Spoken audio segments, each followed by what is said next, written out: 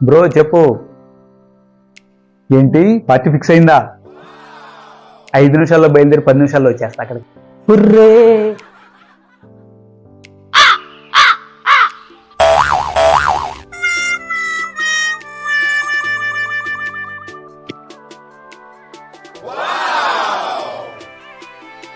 ఈరోజు నైట్ రచ్చ మామూలుగా ఉండకూడదు.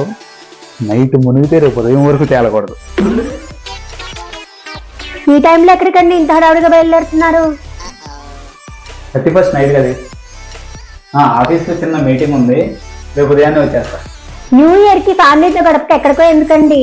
అయినా మీదేను సాఫ్ట్వేర్ ఆఫీసా అర్ధరాత్రి మీటింగ్లు పెట్టడానికి? అలా కాదు, న్యూ ఇయర్ స్టార్ట్ అవుతుంది కదా, ఈ కొత్త సంవత్సరంలో కొత్త బిజినెస్ స్టార్ట్ చేద్దాం అనుకుంటున్నారు.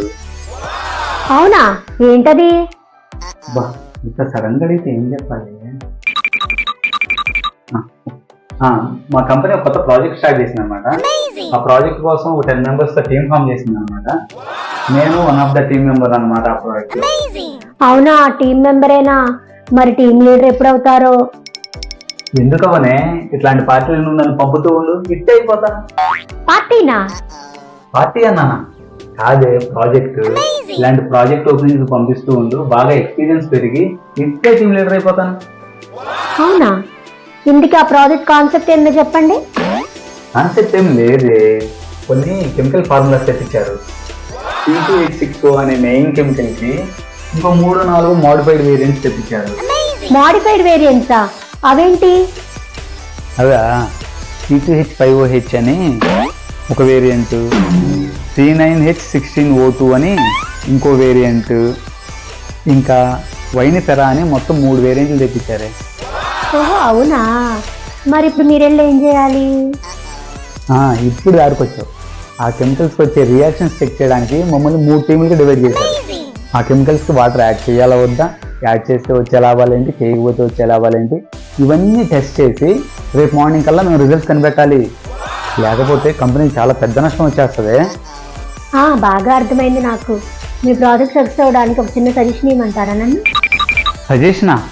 అయినా భార్య సజెషన్ ఇవ్వడము, నాలాంటి ఉత్తమ భర్త ఎప్పుడైనా వద్దని చెప్పడము జరుగుతాయా? ఏంటో చెప్పు. ఈ ఎక్స్పెరిమెంట్ లో మీకు గ్యాలక్స్ డొమెస్టికస్ ట్రై కానీ సోలనం ట్యూబరోసం చిప్స్ కానీ తీసుకెళ్ళిపోయారా? వాటిలోకి బాగా సెట్ అవుతాయి. వెళ్ళేటప్పుడు తీసుకెళ్తానే, అందుకోసమే కదా ఈ చికెన్ ఫ్రై ఆలు చిప్స్. సరే వెళ్తే వెళ్ళారు కానీ వెళ్లే ముందు 2 లక్షలు డబ్బులు డ్రా చేసి వచ్చాను.